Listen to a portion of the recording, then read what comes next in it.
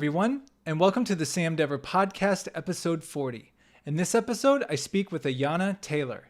Ayana is an actor I met here in Los Angeles through the Playhouse West community, and she's a huge inspiration, very positive, very motivating person, an extremely hard worker, and a very talented actor. And I'm very grateful she came on the program because I definitely left this conversation inspired. The book of the episode is actually a book I just finished, and I think it relates to the conversation Ayana and I had. It's called The Breakthrough Experience. Shout out to Avram Gonzalez, who's been on this program before, who recommended it to me. But it's really a great book of self-improvement, self-transformation, of just really digging deep and releasing those barriers in your mind that are holding you back. It's by Dr. John F. DeMartini. And again, that is The Breakthrough Experience. With that being said, here's my conversation with Ayana. You say it right. Whoop. Ayana Taylor, welcome to the Sam Dever Podcast. Thank you for having me, Sam. And thank you for correctly pointing out to me how to properly pronounce your name. I'm so embarrassed. Totally okay. Like I said, so many people have messed it up who've known me for forever, so it's totally fine. You know, you bring up, and we were just talking in the pre-show room. I did have, for my job, I call on doctors' offices and stuff, and I had a doctor one time, within the last couple of years, ask me how I pronounce my name, and not many people ask you that. You'll tell them how it's pronounced, and then they'll butcher it or go off. And he said something along the lines of, no, you have a name, someone gave it to you, I want to properly pronounce it when I say it. And that stuck. And ever since then, I've been thinking so, especially doing the podcast. That's why even with people I know, I double check and I find out. I'm like, oh, wow. I'm glad I asked.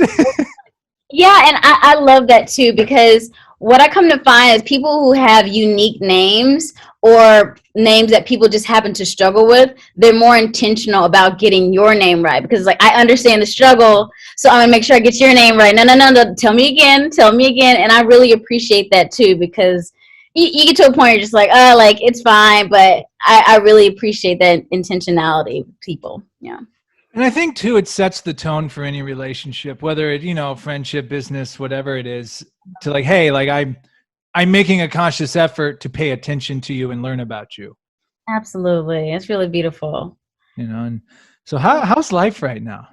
Oh my gosh, how's life? Sam, I've been meaning to write you back for the longest. I've just been waiting up by my mailbox for I'm calling myself out. Me and Sam we're pen pals, letter pals, and Sam, you are probably the most eloquent writer, and I love how insightful you bring me into your world and things that are going on with your life. And the last letter you sent me, I was like, this is a long letter, and I really want to do the due diligence of responding back to everything. But then, of course, life happens. So I haven't had a chance to update you, Sam, on everything that's going on with me, but I'll do my best to make it brief in this little interview real quick. But everything has been great, Sam. Just been moving along very slowly. I guess what direction I want to go in. Are we talking about acting? Are we talking about just life? Are we talking about, there's so many ways I could go, Sam. But broad strokes. Just strokes. Yeah. Yes. So I don't know, like I'm trying to remember the last time we wrote to each other, because I think since then I booked a national commercial with a Toyota. So that was congratulations. Thank you. It was a Christmas campaign special. And it was my first SAG opportunity. So I'm hoping those royalties will be nice over the Christmas holiday that come through. I've been able to work on different projects. I'm getting ready to film a short film next week with Chapman University. It's a student film, but it's I love how they're really getting involved with the little details. The director told me the other day he's been spending at least 20 hours just working on the shot list, just really trying to get everything meticulous and perfected for the actual shoot date this weekend. But yeah, broad strokes, keeping it broad. I been training at Baron Brown Studio. I have this amazing teacher. Her name's Elaine Williams.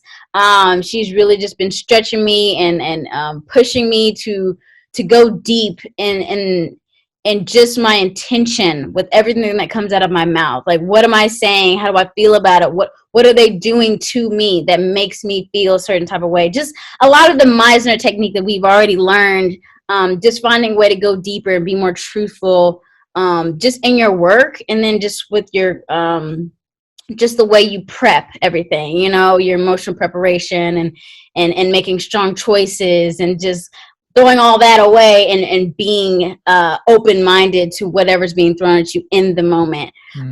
So I've really been enjoying my teacher, Elaine Williams, and my classmates.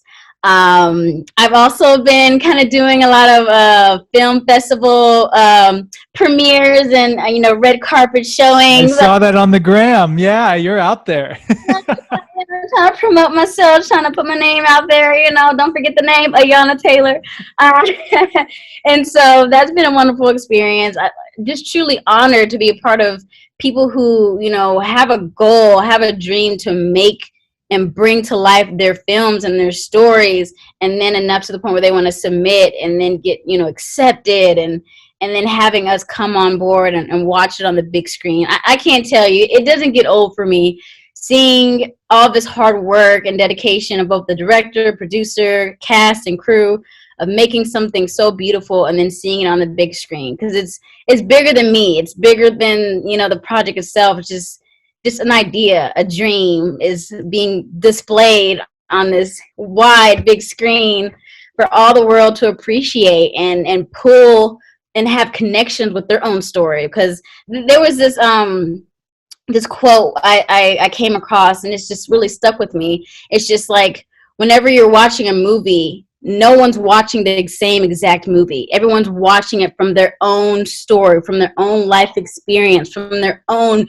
tragedies and traumas, and it's never the same movie person to person. So the fact that you make something and you put it out into the world and you allow someone to grab their hands on it and to connect with it in such a beautiful way, from there it's gone. Like, you can't even control where it goes and who it affects. It's just out there. So grateful to be working and being surrounded with creative people who allow me to help them bring their dreams to life. So yeah. Well, first of all, that's all amazing. Second of all, that quote is amazing. Yes. Never thought of it like that. I guess with books I've thought about that, but movies I never thought of it like that. You're exactly right. Like, everyone's watching a movie and it's going to mean something to everyone different. Right. You know? Right. And all your film festival, you've won a couple of awards. Am I correct on that? Yes, I won Tell me about that. I won 2 Best Actor awards, which has been so amazing in itself. Because for me, I'm not a person to be like, oh, like, you know, the trophies, all that, you know, the titles, that doesn't mean much to me. But when I won my first one, I think it was the Hollywood Gold Awards Film Festival, it came at a time where I was just feeling so, like, down in the dumps. Like, you know how you're working so hard with your craft and your self-tape after self-tape, you know, submitting yourself, getting on set. It just, you get so over-inundated with just the technical aspect of doing the work that it's just like, man, like, I'm done, you know, like, I'm tired. I just want to be, you know. So it came at a time where I was just feeling very, like, overwhelmed and kind of downtrodden about just, what am I doing? Am I even making an impact? Am I even affecting anyone? Am I even happy about this anymore? And when my director called me that morning, he was like, Ayana, they gave you the Best Actress award. I think I literally started crying, because it was just like, here was this film festival that had maybe like 20 other submissions, and out of all of them, it's a subjective industry anyway. Like, how can you decide who's the best out of such creative work? But the fact that they, as a group, as a collective, this committee decided that what I contributed to this film, and which was called Stuck in the Sand, they deemed that one of the most top, you know, performances, that they would give me this award. It really gave me that validation that I needed in a moment where I was just like, oh my gosh, I didn't feel the validation within. And that was a beautiful moment, and I was able to, like, thank him and thank for allowing me to run this project. And I remember sitting with myself, and I was just like, okay, Ayana, like, this is great, this is amazing, getting this award, but it's just like, it shouldn't take this to give you the validation that you need for what you're doing, because you are doing it. And it's just easy to lose sight of, you know, your dreams and how you're affecting people. And so that really gave me like a wind underneath my sails. And then the second one came, and I was just like, oh my gosh, like, I must be doing something. Like, what is going, you know? But it was an amazing film, Stuck in the Sand. Kendall Christensen, he was the director, writer, producer of this film, and he really gave me an opportunity to live a life without even saying much dialogue. You know, it basically is about me and another girl. We're basically kidnapped, and we're basically thrown in a ring and told to fight to the death. And we're in the middle of a desert.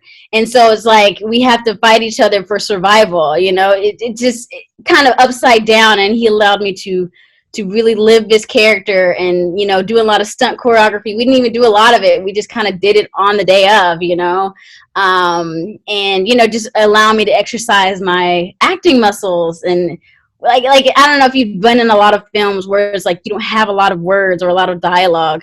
So this was really a good acting exercise for me, which is like, what is happening? How do I feel about it? What do I want? Like, it was all the exercise we learned in class with no dialogue. And so I was really grateful for the opportunity to be a part of this film, because got those awards, but that's, like I said, the awards they're nice icing on the top, you know, cherry on top. It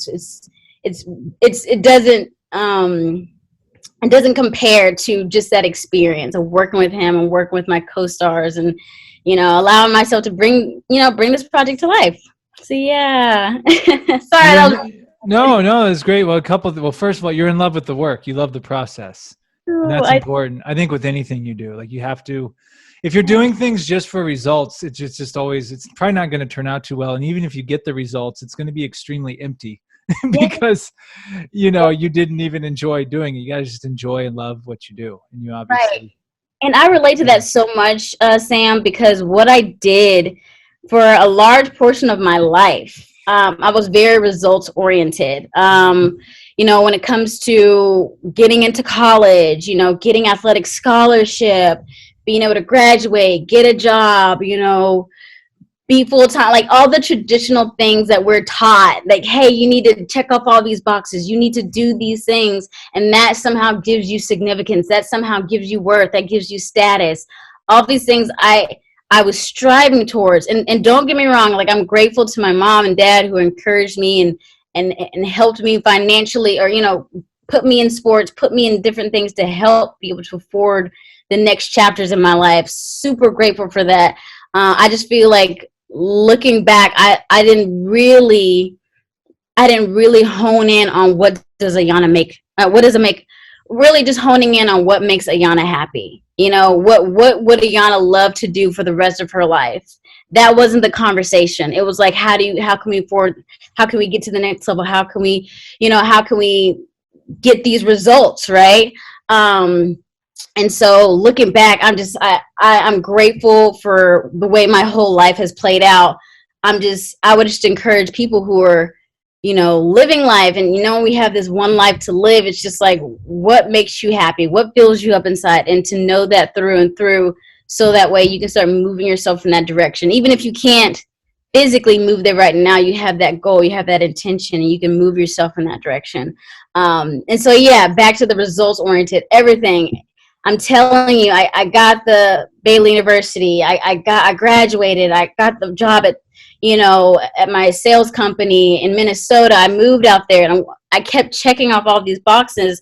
And by the end of them, every single time I realized I wasn't happy. Like, I achieved them, but I wasn't, like, fulfilled. It was always like, oh, I did it, you know, like, well, what's next? It was just like, and I remember not being able to, I don't remember being present. And Sam, this probably sounds so bad, but it's just like, I don't remember much of my high school, like, years and memories. I don't remember much of my college experience.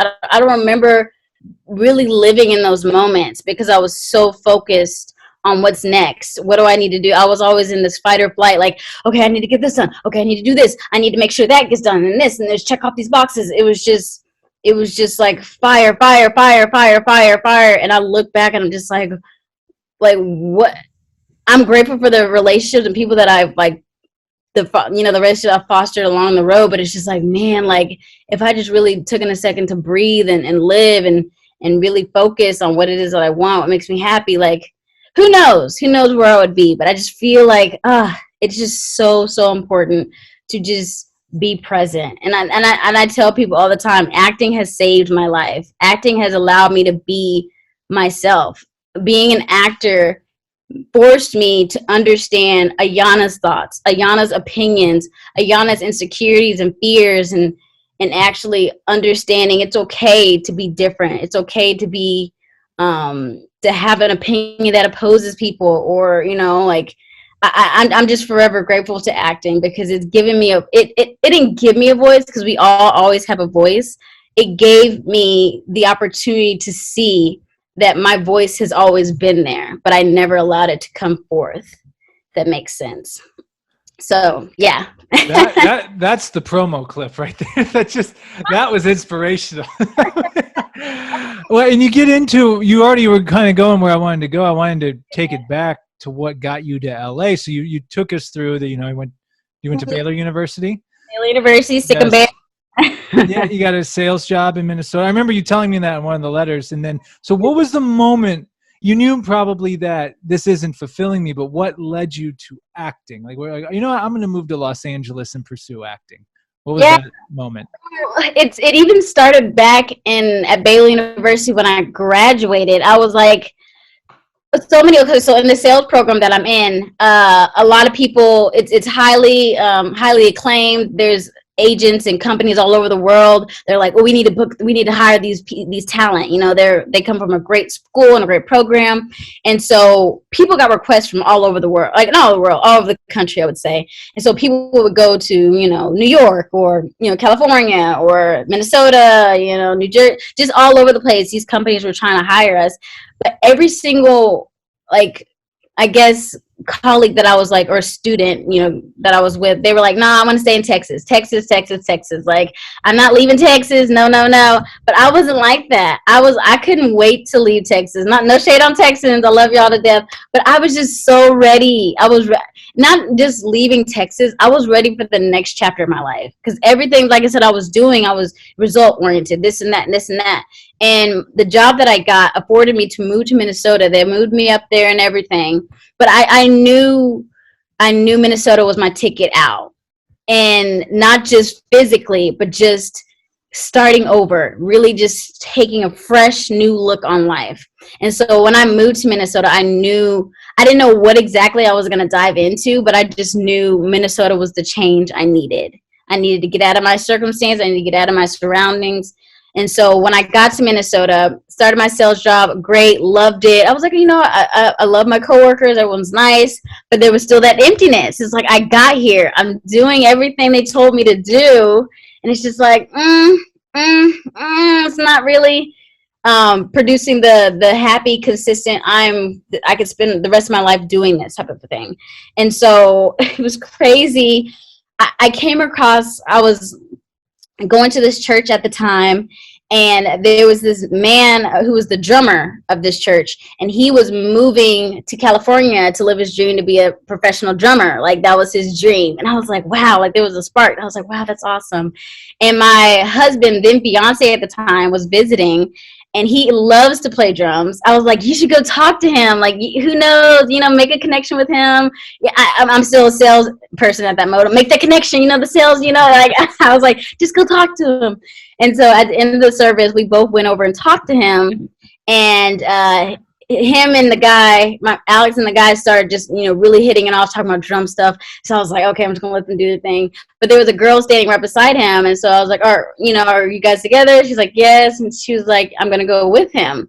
And she was an actor and a model, and I was just like, whoa, like, I don't know what, when she said that, something just like sparked in me. I was like, whoa, like, you're an actor? That sounds amazing. And she was like, yeah, like, I really love it. And I think she could sense some type of energy for me about like wanting to do that, because she's like, I can see you doing it too. You have a really good look or whatever. And I was like, me? I was like, stop. I was like, me? No, no, no, no, no. She's like, no, for real, like you totally. And so she gave me some recommendations, like agents and people in Minnesota. She gave me like a referral basically. And I sat on it for a whole month. I sat on it for a whole month, Sam. I was like, that was crazy. She just said that. You know how people just say stuff, you know, you're awkward. I don't know you. You don't know me. But she said that and it just stuck with me, Sam. And I was like, a whole month went by and I was still thinking about it. I was still thinking about acting. I remember wanting to do it when I was younger, but you know, Silver Springs is a very small town, very small theater program. It was just, you know, the idea of acting didn't like present itself in like in ways of like having a career. And so long story long, I realized, okay, I think I want to do this. I think I want to become an actor. And so I started looking into some classes in Minnesota. Came across, and I can't say it, but I will say it, came across a scam school. But I'm grateful for that scam school because it showed me that what they were teaching me it was so expensive for this class. It showed me, I was like, I can do this on my own. You know what I'm saying? I didn't need this class to justify my passion. You know, I didn't need that to necessarily move forward my career, because I remember like being a student athlete, being a college athlete, you know, just everything I've done to get myself to this point. I was like, I've had to work so hard. I've had sleepless nights. I've put in the time. If I transfer that same energy into acting, there's just no like game over. I totally got this in the bag. And so when I made that mental flip, I was like, okay, I'm starting to take classes. I started, you know, really getting into the acting scene in Minnesota, because believe it or not, there's pretty big, market for acting. So there's a lot of commercial work out in Minnesota because there's a lot of major corporations there. And then there's a huge, huge theater presence in Minnesota. People don't even know much about it, but it's really cool. So I came across Meisner Summer Intensive. And I'm telling you, I took that summer Meisner class, and that just like changed the game for me. I realized, okay, this was the school I needed to start with in terms of like acting. And now that I've finally got this acting class, I was like, wow.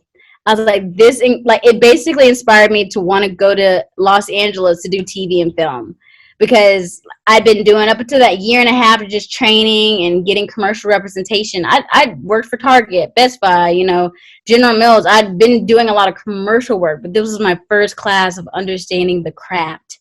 And I fell in love with it. And I was like, this is what I want to do. And if I want to do TV and film, I have to move to Los Angeles.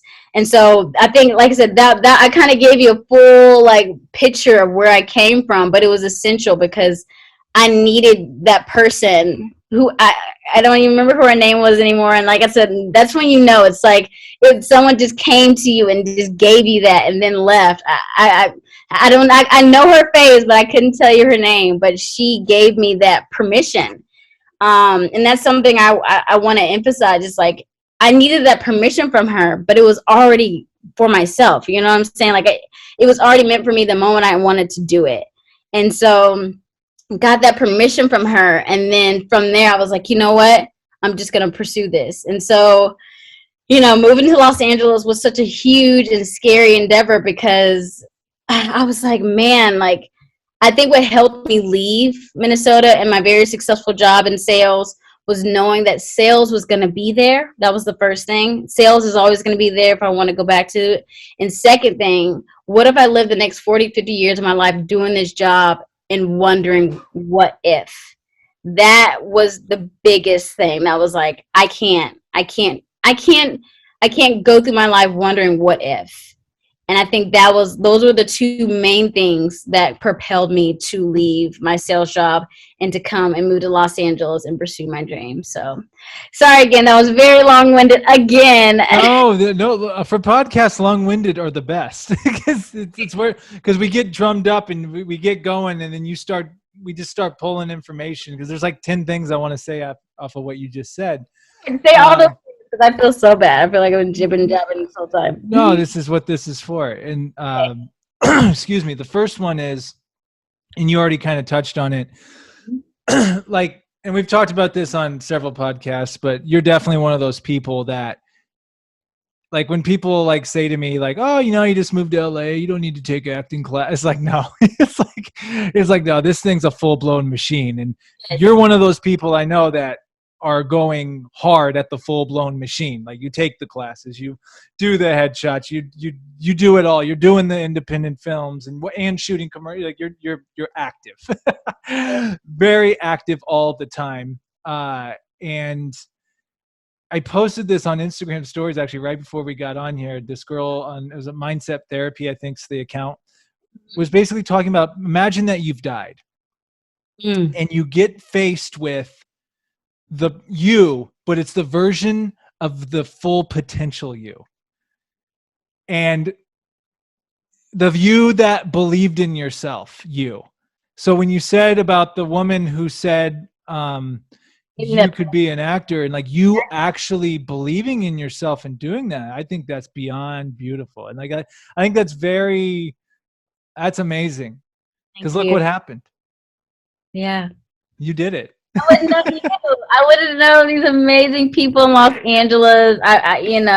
Just being out here. I'm telling you, when I first got to Los Angeles and I started everything, I was like, this was the best decision I could have made. This was the best decision. Like, you're always hesitant, but it's like when you're on the other side of it, it's just like you're right where you need to be. So yeah, thank you for that. And what you said about the potential, like, you're about to make me like start crying, because that's just, we all have the potential. We all have the beauty, the creativity, the life to bring our best selves to everything, but we all don't have the same opportunities.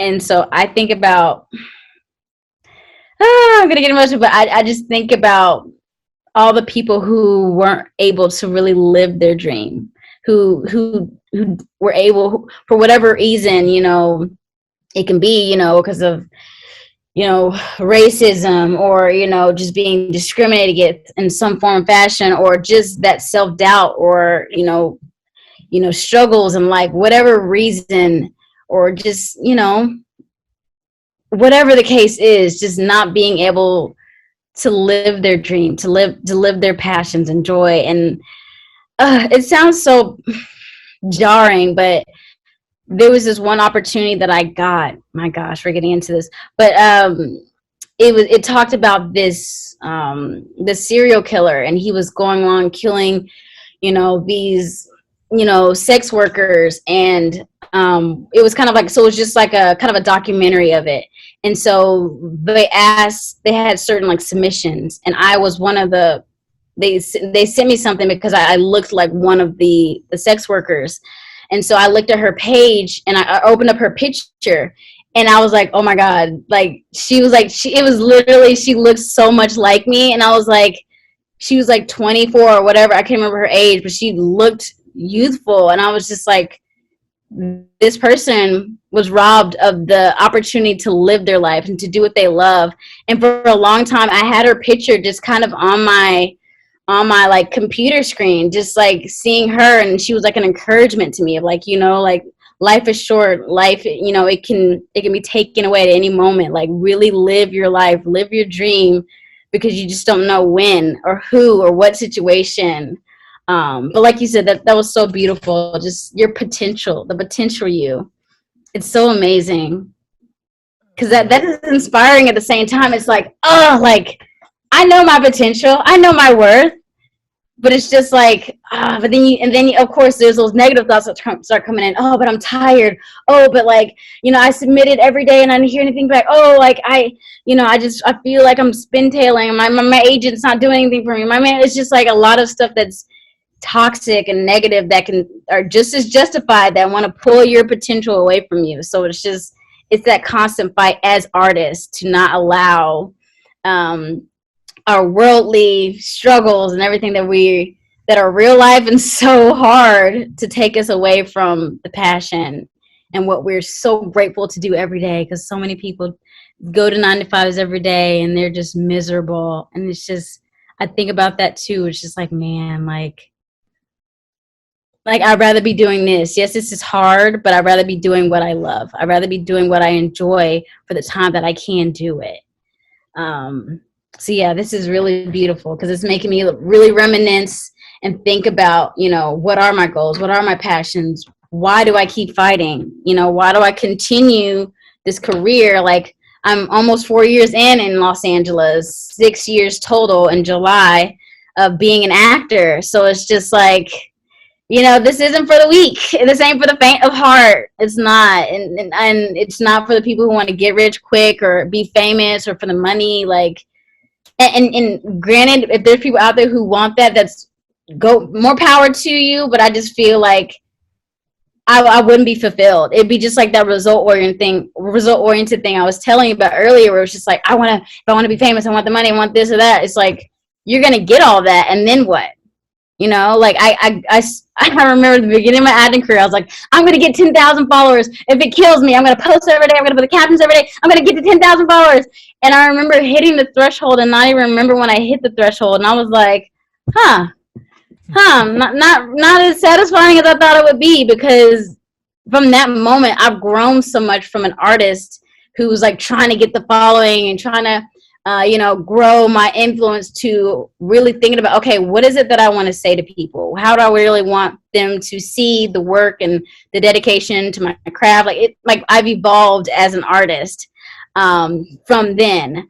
And not to say that I was very vain and shallow and social media driven in the first place. I had read an article with Sophie Turner in it, the girl from Game of Thrones. And she was like, it was between me and another actor, and they were deciding it was a big project. I think it was X-Men. She didn't say what it was, but I think it was X-Men. And she was like, it was between me and another actor. And she knew the other actor, and she was like, the actor is a better, she was more talented than me. I knew it. But they decided to go with her because she had the following. She had the free publicity. She had all of that, you know what I'm saying? With her social media. And that bothered me so much, because I was like, how can you be the better actor, the person be the better actor, but then you get the role, And so from there I was like, you know what, it's not fair, but I'm just going to try to grow my following and just put myself in a place where it's like I do have influence either way, whether you cast me or not. I'm more influential to the people that I surround myself with and who follow me and support me, versus you're going to use me as a tool for your whole entire project, if that makes sense.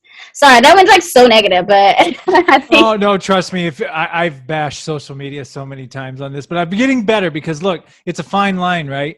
It's like you don't want to sacrifice your true self to the machine, but at the same time, the machine is a tool, and you can use the tool to your advantage. Like you building yourself up, you are just building and increasing your brand and becoming more valuable to some of these film projects, not just for your talent, but knowing like, oh, she brings, a following, and she's going to bring eyeballs and marketing power and all that. And that's good for you to negotiate with people, because you know your worth, and be like, hey, I know what I'm bringing to the table here.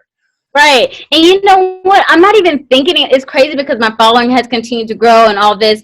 And it's almost just like, I'm not even thinking in that mindset anymore when it comes to sponsorships and casting and all that. Like, it's so crazy how as you grow and as your craft, as you change, like, I'm excited more about just making content that I can share with my people, like share with the people who are following me. It's not even about, I'm going to market and be an influencer and like profit off this following. It's just like, no, I have more people who want to hear my story. I have more people who want to be a part of my journey. Like, that's how it's shifted for me, where it's just like, it used to be, I need to get 10,000. Now it's like 20 something thousand people who really care about me and really want to see all the stuff that I'm invested in. Like that's like, I've just grown a family, people who want to support and just be there for me. So it's beautiful how social media can be a toxic place, but if you use it to your benefit, if you understand self-promotion isn't really about, and this is something I heard earlier, like self-promotion is probably the worst thing you can do for yourself, it's if anything, it's just you sharing your life. Don't think of it as a self-promotion. Don't think of it as like, oh, I need to put myself out there. It's just like, no, like, what would you normally do anyway? Capture that, put that out there, because I guarantee you're going to relate with someone more trying to just share your story than having to self-promote. You know what I'm saying? So that's kind of what I've been doing lately. I've been posting more stuff about like just like my gymnastics and just like things that aren't necessarily related to acting, but it's still a skill or asset that I carry that still adds to who I am as a person. So yeah, so that's kind of where I'm thinking. It's like Right. it's like an online. I kind of look at it too as like an online diary. Like it's like Yeah. if you're doing it for anyone, you're doing it for yourself. Like just capturing these moments in time for you to look back at, and for you to, and whoever wants to take a look can take a look. Exactly. Oh my gosh, Sam, you hit that on the nail, because I think what stressed me out so much with social media in the beginning was just like, oh, is this interesting enough? Is this captivating enough? Is this are they gonna like this? Oh, the follower only got like 20 likes on this post. Like what? Like, you know what I'm saying? It's like I got so stressed out over the things that just didn't matter. And until where now I'm just like, I'm posting something that I don't know if anyone even cares a darn about. Like, if you don't care about it, that's totally fine. But I'm posting it because I want to post it, and I'm telling you, that's been so empowering. Like, and anything could be a reel now. Anything can be, a video. Anything could be a story now. So I capture whatever it is I want and I post it. And if they feel some type of way about it, if they feel good or bad, great. I want to hear it. Like, I'm not like, that's the thing about social media. You're putting yourself out there for criticism and praise at the same time. So I welcome it all. I think it all just, people air their own opinions, and that's fine. That's what social media is for. So, because you're going to find them haters. There are always going to be some haters on there. But there's also going to be just diehard people who love you and support you and all that you do. And I'm grateful for that, that affirmation, that validation. Even though, like I said, I try to do my best to validate myself, so I'm not dependent on that, because just like someone can praise you, someone can take you down. And if you just keep that stance where it's like, I have worth regardless of what they say or don't say to me, you're fine. You know what I'm saying? So that's where I'm at with it. Yeah, and to encapsulate everything into this, you remind me of a quote when you're talking about accolades and hitting certain marks and it not being what you thought. Someone told me a long, long time ago, focus on the work, squint at success. Mm-hmm. So just keep doing the work. Rewards are going to come. Things are going to come. So, okay, that's nice. Okay, I'm back to the work. Like, rewards are going to come. I've told this 20,000 times on this podcast, but it's fitting because we're talking. Matt Damon, when he won the Oscar for Good Will Hunting, I believe him and Affleck won as writers, I believe. He was like 27. And he said it was the best thing that ever happened to his acting career because he won an Oscar so early, and he said he was like watching like the highlights at like 2 a.m. in his Hollywood apartment.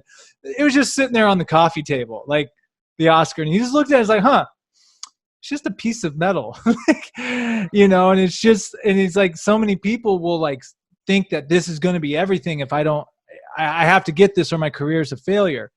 Is it a great achievement? Of course, but it's like, it's not all lost if you don't win one, like awards and everything. Right. So. Right. Oh man. No, that's beautiful. And like I say, it's everything just full circle. It just boils back down to, what is it that you want to do? And why do you want to do it? I feel like that's the actor's most important question, is why? Why? Because yes, the trophies are nice, the praise is nice, the fame, all that, the money, the money, ooh, that would be nice. Or give me a Tesla, that's my dream car. But you know what I'm saying? Like, all of that's nice, but it's just like, why do you do what you do? And for me, just getting down to, like I said, I've been talking about, I want to start making content. I think that's something I want to share, like my personal stories and things like this, because it's like, I want to be someone who can, it's kind of hard to say, but it's just like, for me, like my why, I understand that I have so much so much like drive, and like I was telling you earlier, I was like, oh, I'm driving here and there, like, but like results oriented. But it's just like, for me, I'm at a point in my life where I feel like I just want to share stories. I want to put stuff out into the world that I feel good about. I want to push myself out of my comfort zone of making a film, of putting a project together, and letting it be my baby. Because I'm so eager to work with other people, and I'm ready to work on everyone's project. But I'm like, man, like, I want to make something of my own. And like, to me, like you said, we talked about the process. I love the process. Just putting something out into the world. And I don't know if I told you this, but I directed my first short film back in this.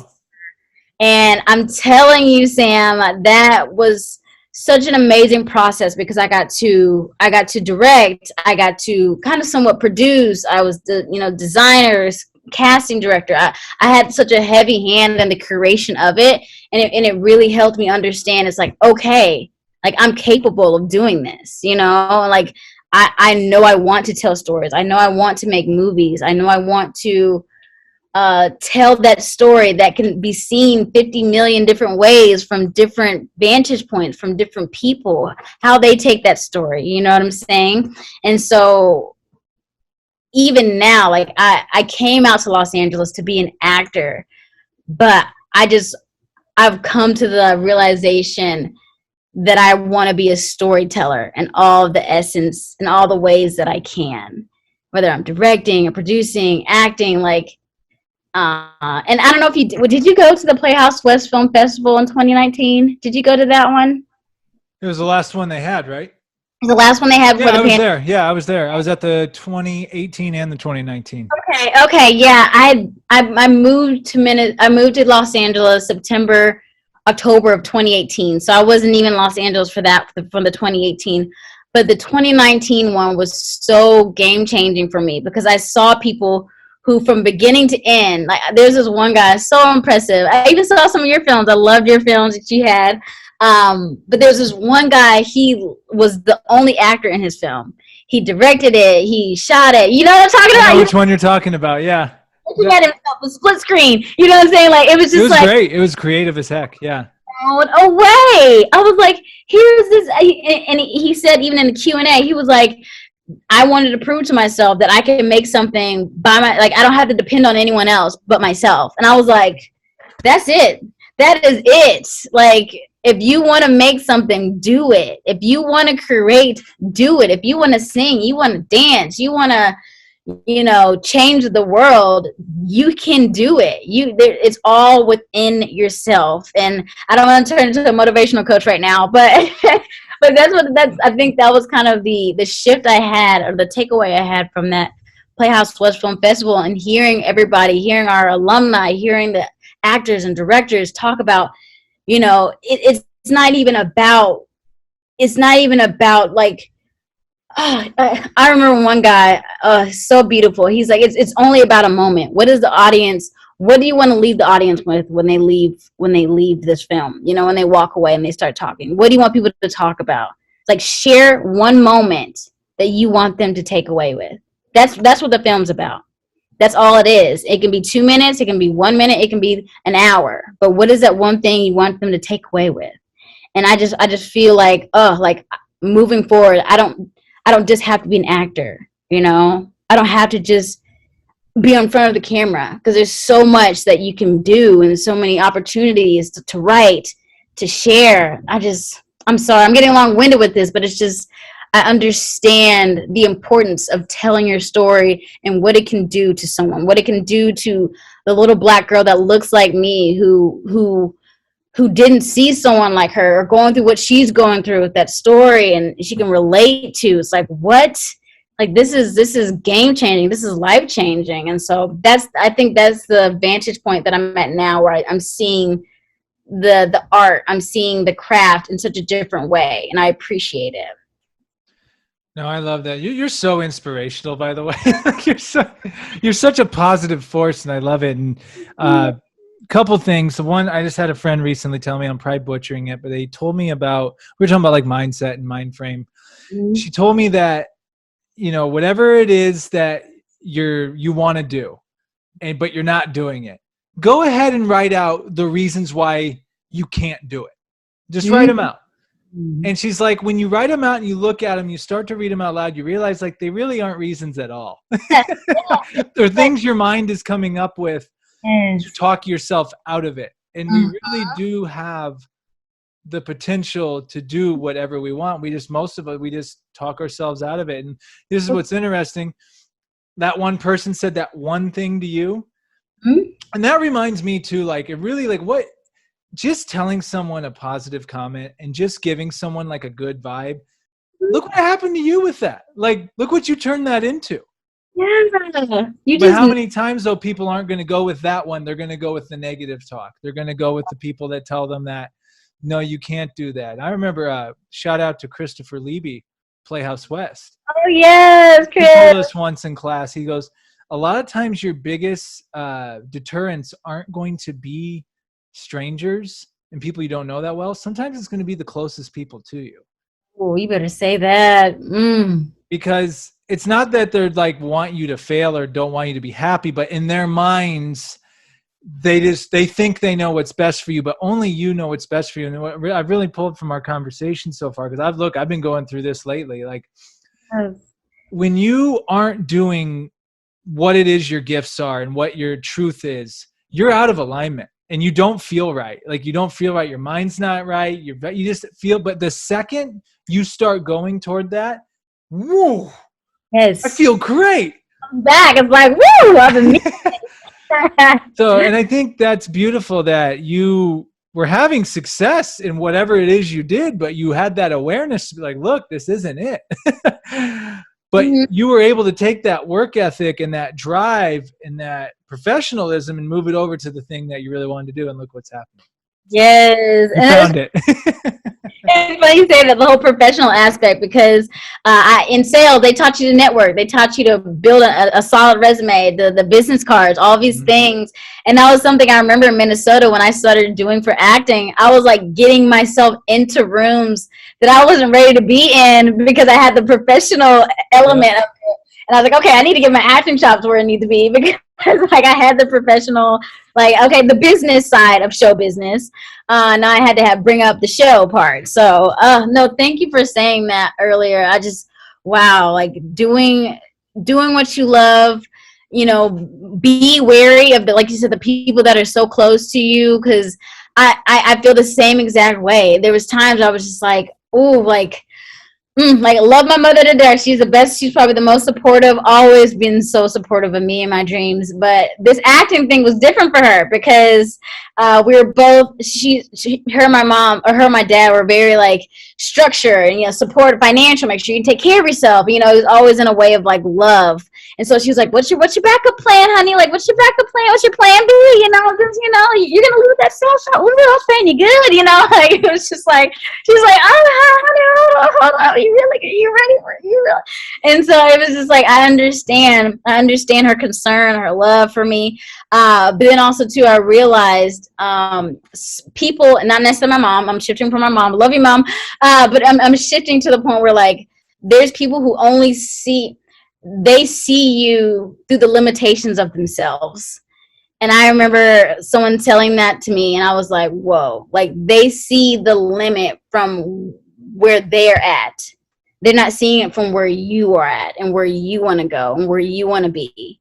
So you can't let someone else's limitations of themselves be projected onto you and you believe that and take that and stay where they are, you know, even if it's out of love, they're trying to encourage you.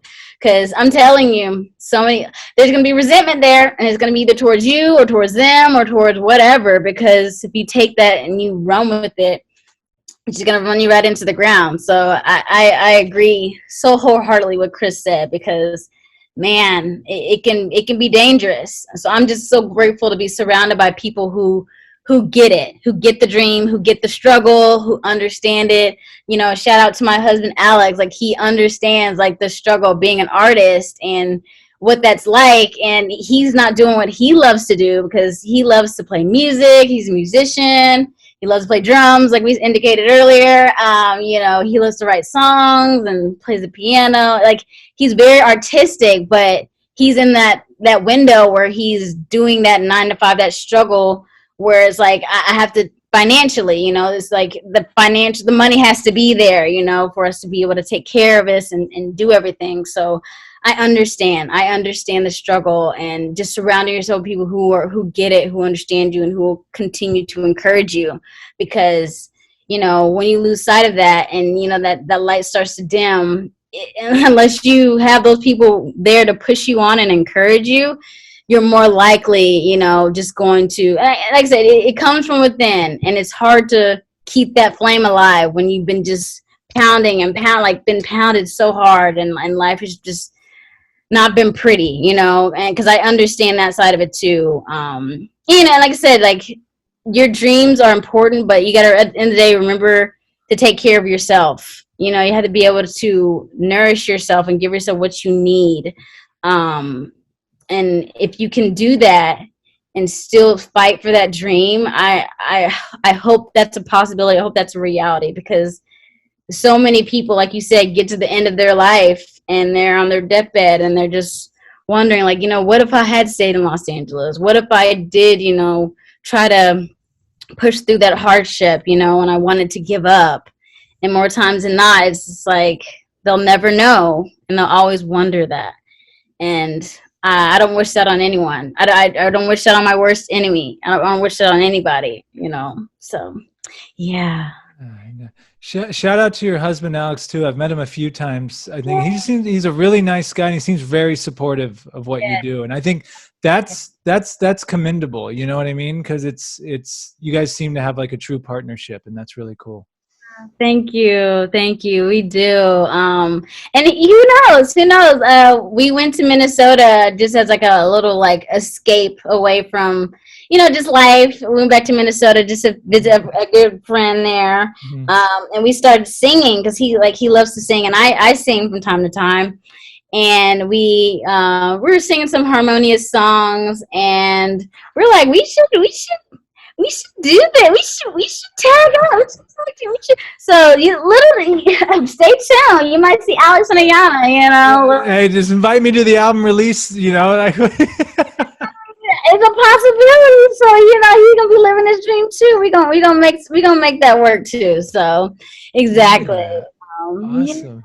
Yeah. Well, this has been an incredible conversation. I really appreciate you taking the time, and you're such every time I've been around, whether it was in class or running into you or whatever, you just always have just a good energy and a positive vibe. And I'm not surprised when I see you becoming successful, because it's like, that's good energy, right? Like, that's you are manifesting what it is you want to do, and that's the universe rewards that, you know. So few things I want to say before we wrap this up, because I don't want these thoughts and things in my head that we've been talking about to get lost. So the first things you said, manifesting.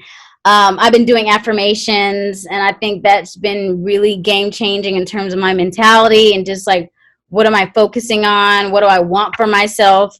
And I encourage anyone to do affirmations. And I think I've been doing affirmations wrong my whole life, because at some point I had been doing affirmations, but they weren't like active. You know what I'm saying? They weren't giving me the results I wanted. And so I challenge you, Sam. You said that your friend gave you that quote that was like, looking at yourself, that potential you. What would that potential you look like? What would they be saying? What would they be feeling like? Well, I would take that and say, okay, let's get specific. That's how we do as actors. Let's get specific. What about that potential person are they doing? What did that visually look like or feel like? Let's start writing those things down. And so when I did my affirmations here this last time, I thought about all the things I was afraid of. I was like, what are my biggest fears? What are my biggest insecurities? What are my things that I'm afraid to do? I wrote all the things that I was terrified of, that I was scared to do, wrote all those down, and then flipped it. You know, I made it like, okay, this is what I am. You know what I'm saying? Like, this is, everything that scared me, I told myself I was going to do it, right? So like even with singing, like I'm not the best singer and I'm very insecure about my voice right now. I'm working on it, but it's like I'm telling myself I am a talented singer. Like I am this. Like I am going to be this person. So that has helped me right now in this journey of my life. Affirmations stemmed from my fears, stemmed from my insecurities, stemmed from my doubts of myself. Just flipping those. And then another thing too, you said earlier about thoughts, how your thoughts and you know your thought process and writing stuff down.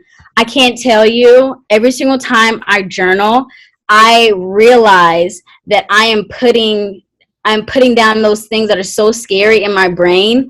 They sound weak when I put them on paper. Just like you were saying earlier, it's like why do I let my brain turn something that seems so scary and wrapped up? It's just like, oh my gosh, like this sounds like the worst thing or the scariest thing to do. But then I write it down on paper. I'm like, okay. Like by the end of my journal entry, I'm like, okay, I know exactly what I'm going to do now because I put it on paper.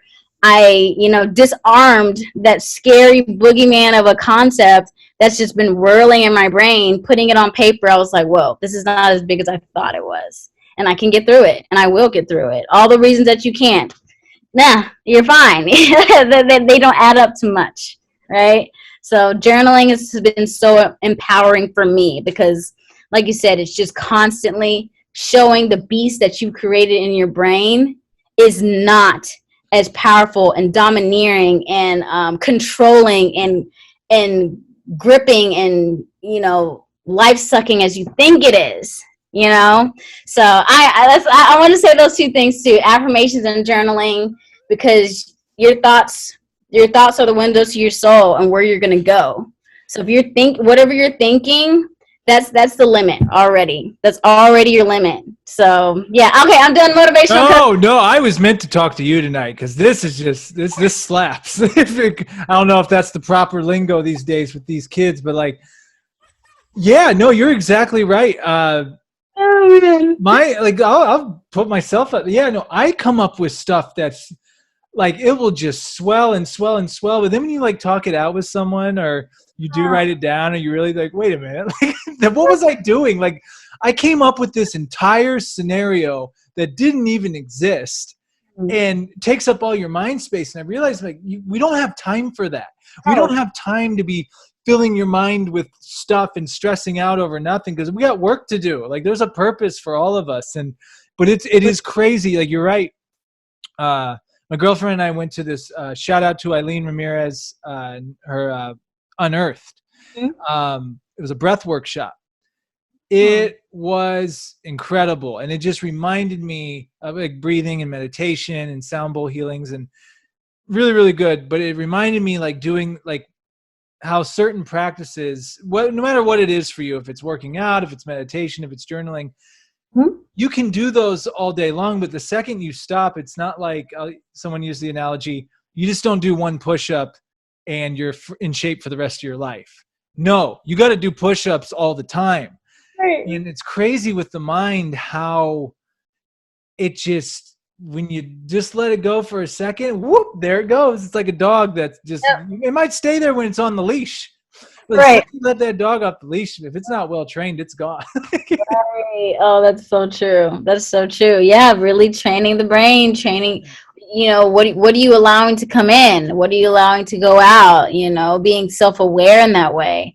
I'm getting to a point in my life now where it's just like I have to be so much more intentional about the energy that I'm surrounding myself with, the people that I'm surrounding myself with. Like I was so quick in my younger days where I was like, oh, I want to be accepted and seen by all. I want to fit in. I want to feel like I'm enough. No.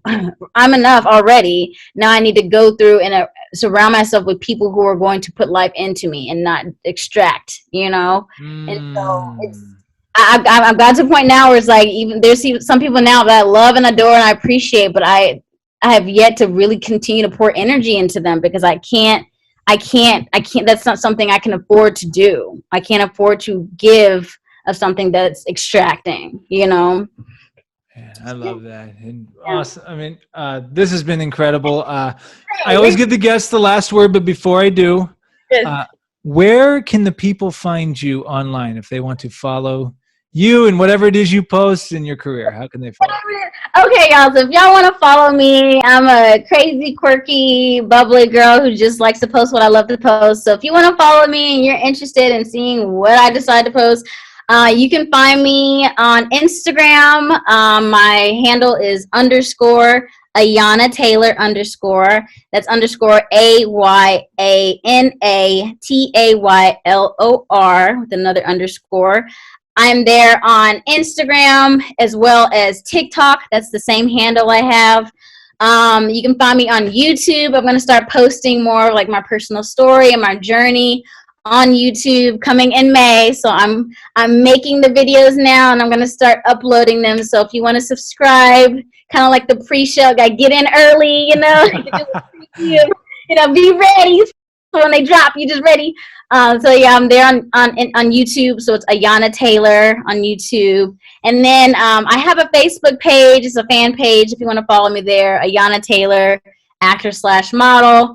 It's usually kind of the same material, but I'm telling you this, Sam, because I know I want to do it, but I want to start making little short videos, short films, just different things where I'm, like I said, what's that one thing I want to share with people? I want to start just putting that into the world so you guys can accept it for whatever it is. So that's mainly going to be on YouTube and Facebook, and then kind of interspersed on Instagram and TikTok. So yeah, if y'all want to follow me there, just Ayana Taylor, AYANATAYLOR. Thank you guys so much. Awesome. And I always give the guest the last word. It can be as deep or as shallow as you want. We've gotten pretty deep already, so it can be absolutely anything. It can be a quote, a thought you've been having, a movie you saw, absolutely anything. What do you want to leave us with? Okay, this sounds very just opposite of everything we've been talking about tonight. Well, not opposite. I wouldn't say that. I would say I need all of you to remember in this pursuit of following your dreams that time is ticking, life is short, and one thing that you can do to continue to preserve your shelf life is to go see a doctor, get your annual checkups, take care of your instrument internally. You know, you don't know what's going on the inside of your body. I had a little of a health scare the beginning of this year that really made me change a lot of the foods that I put in my body, a lot of the ways I go about my lifestyle. So get your annual checkups. If there's something that's bothering you internally or just affecting your body, go get it checked, because I want you guys to be creating for as long as you can.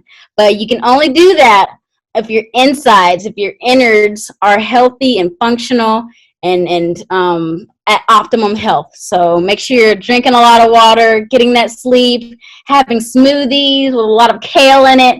You know, just do what you can to preserve your instrument, because we can do this until we're 100, but you got to be doing this stuff, proactively, of taking care of your instrument.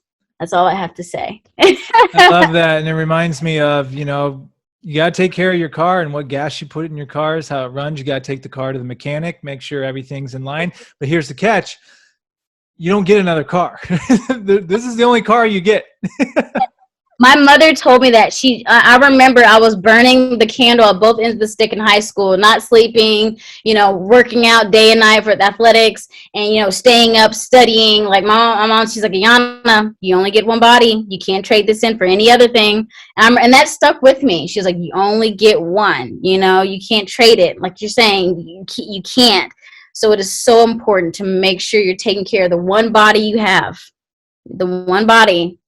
You might be able to replace, a kidney or two or this or that, but this is your instrument. You only get one brain. What are you doing to that brain? What are you doing to that liver? What are you doing to your heart? Because you remember, at the end of the day, your body is fighting like the Dickens to keep you alive. Your body is always doing its best to keep you alive, but are you doing your best to take care of it? And that's something like I said, I've had to change my diet and just, all those amazing foods that you shouldn't be eating. Like I got to a point now where I'm like, okay, this is do or die.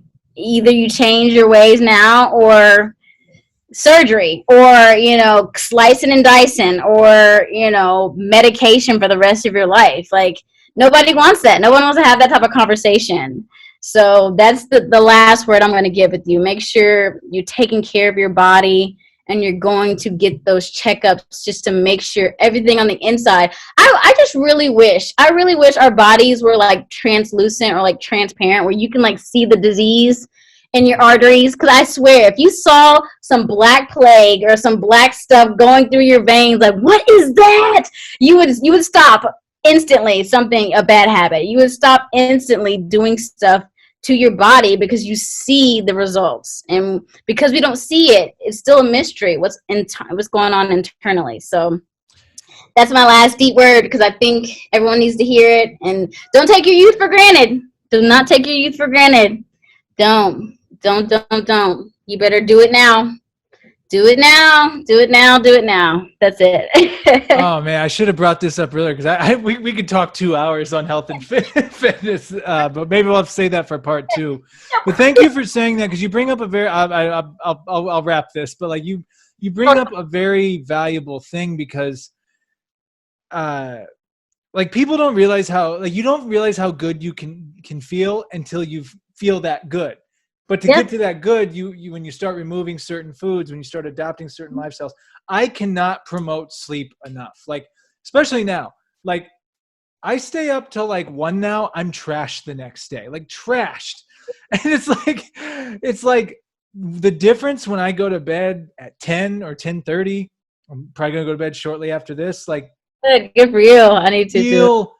You just feel so good. And the older we get, I'm 35 now. I'm not 25 anymore. So I need sleep is a necessity for me. And just the power a great night's sleep can do, and taking your vitamins and eating clean, and still leaving room for stuff here and there. If you want to treat yourself, that's fine. But man, like, how much of disease and illness and sickness would be eliminated if we just ate right, slept and exercised, and worked on like really good mental and spiritual health. It's just, it really can be that simple. Right. Yeah. I mean, we talk about it all the time. Like, the doctors, they're not in the business of doing anything proactive, because that doesn't cost that they don't get any money from that. They get money from the pills, they get money from the surgeries, they get money from all that stuff. But everything that we could potentially avoid when it comes to disease, cancers, anything can be prevented by doing proactive work.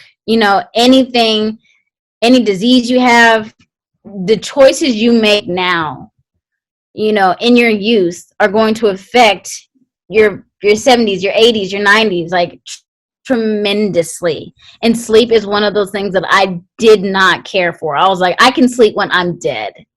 I was that way about it. I was like, I don't care. I'll sleep when I'm dead, not knowing that I know I'm going to get to the older age where I'm like, man, I don't want to just live long. I want the quality of life to be good at that age. You know what I'm saying? Don't have me at 70 just like bent over with the crane. I can't even do anything. Like, no, I want to still be doing yoga. I still want to be going on jogs at 70.